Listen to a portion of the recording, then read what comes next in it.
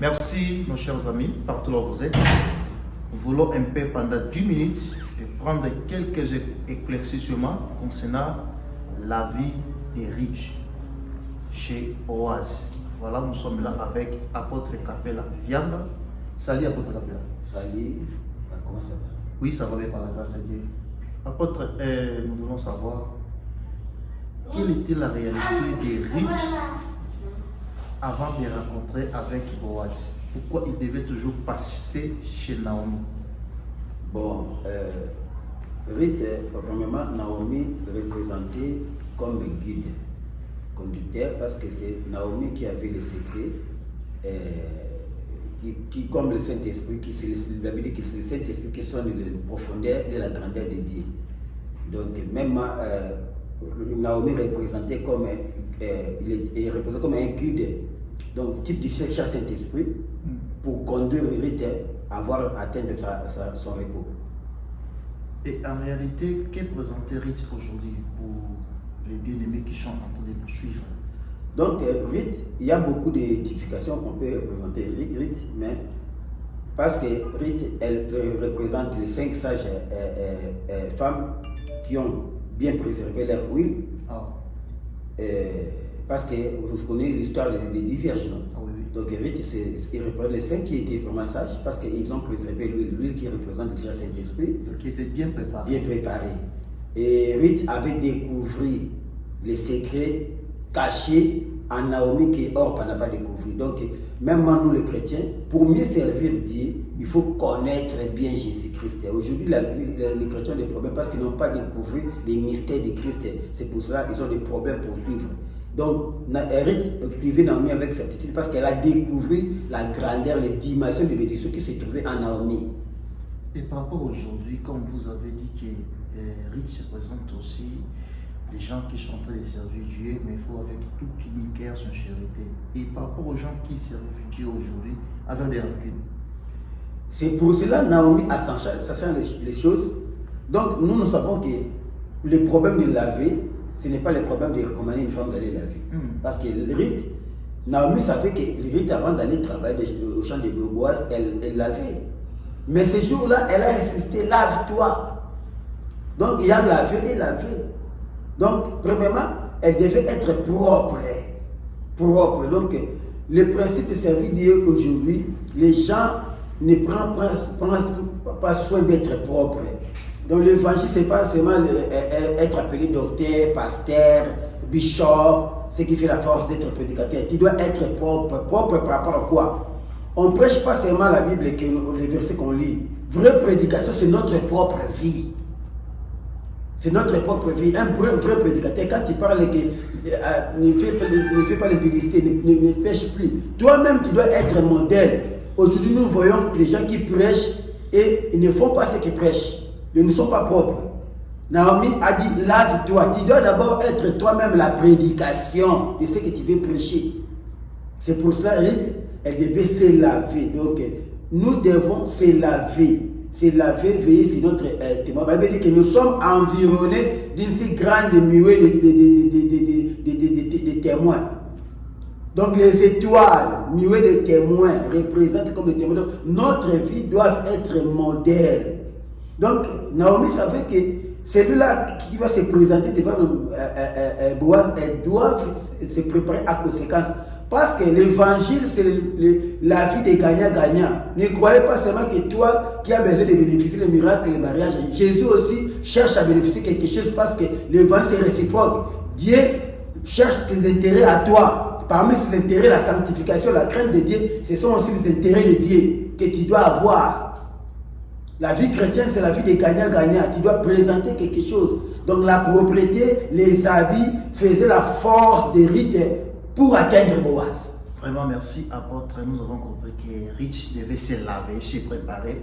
Et nous avons aussi, cela m'a fait aussi de raisonner, mais c'est la même chose avec Esther. Esther aussi devait être aussi préparée par son oncle, mais Ruth s'est préparée aussi par Naomi. Et nous voulons savoir, et par rapport à Boaz, les gens qui nous suivent, même pendant 3 minutes ou 2 minutes, d'expliquer un peu le type de Boaz. Parce que c'est comme ici la rencontre de Ruth avec Boaz. Et donc Boaz avait dit comme une richesse cachée qu'il a donnée à Ruth. Et vous voulez plus savoir, d'expliquer un peu aux gens, 3 minutes ou 2 minutes. Je sais que ce n'est pas la totalité de l'explication, mais les gens puissent prendre un peu la lumière sur le type de Boaz. Boaz, il est représenté comme étant un parent rédempteur qui devait racheter. Parce que nous savons que dans la Bible, même en Israël, les gens lisent la Bible, dit que Judas a trahi, a vendu Jésus. Mais par rapport aux lois hébreues, lois juives, il doit avoir certains rapports pour vendre quelqu'un. Parce que celui qui avait le droit de vendre, ce n'est qu'un parent, proche parent qui doit. Donc, si Judas a pris le courage de vendre Jésus, ce n'était pas par hasard, parce qu'il y avait des liens familiaux. Parce que s'il n'avait pas de liens, donc la vente de Jésus n'aura pas avoir l'impact. Même pour Boaz, il représente parent qui devait racheter Naomi, qui devait racheter les champs d'Elkana. C'est-à-dire, c'est lui qui représente comme Christ notre rédempteur. Parce que même ce jour-là, devant les buissons ardents, Dieu a dit à Moïse, ôte-toi tes souliers, parce que Moïse ne pouvait pas racheter. Celui qui a le droit de racheter, ce n'est que les parents rédempteurs. Boaz représente Jésus-Christ qui a fait les mêmes œuvres que Boaz a fait pour Ruth, les mêmes œuvres que Jésus-Christ a fait pour nous sur la croix de Golgotha. C'est que nous avons compris maintenant qu'on dit le type de Boaz, c'est le Seigneur Jésus-Christ qui aussi rencontre avec nous l'Église comme la famille aussi.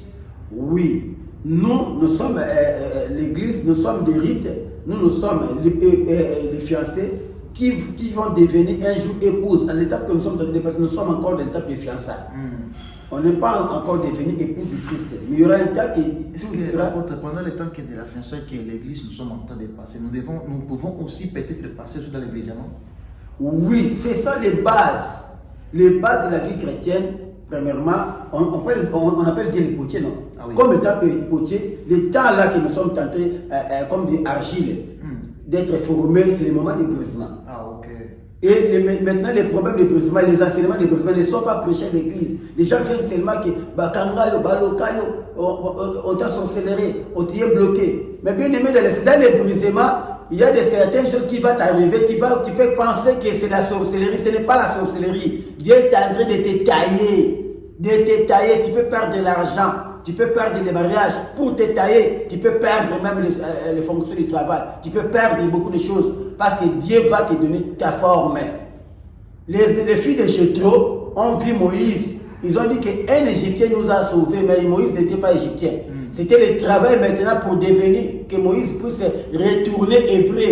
L'identité, l'image qu'il représentait des Égyptiens ne plaisait pas Dieu. C'est pour cela le chemin de 3 jours pour rentrer au Canaan, ça fait 40 ans. Parce que Dieu avait besoin d'enlever les caractères, l'habitude, la vie des Égyptiens parmi ces peuples. Ok, merci apôtre. Nous ne voulons pas prendre de vous beaucoup de temps parce que vous venez en train de prêcher, vous venez en pleine prédication. Mais un message seulement de lancement des renforts et aussi un message très fort par rapport aux gens qui servent Dieu avec beaucoup de choses, des inquiétudes et aussi aux enfants de Dieu qui n'aiment pas passer au brisement. Un message d'espoir pour ceux qui sont en train de nous suivre au niveau des réseaux sociaux.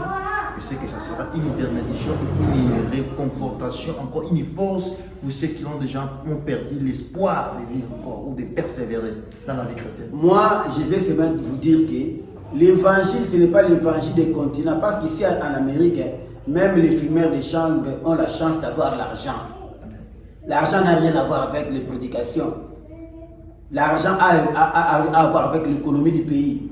Nous sommes stables, même si tu ne parles pas l'église, on ne paye pas pour avoir l'argent. Parce que si tu travailles aux États-Unis, si tu es courageux, tu auras de l'argent, tu auras des chips. Mais la vie chrétienne, c'est toute autre chose. Ne liez pas certaines circonstances avec la vie chrétienne. Dans la vie chrétienne, donc tu peux manquer les habits, Jésus est Seigneur. Et je vous assure que les problèmes de l'église aujourd'hui, l'économie d'Afrique a frappé et maintenant les gens ont fui dans les lèvres aidées pour devenir des pasteurs pour gagner l'argent. Suis Jésus-Christ, Ruth a observé l'observation, les instructions de Naomi, il observait Boaz. Nous sommes appelés d'observer Boaz qui est Jésus-Christ, même nous les hommes de Dieu.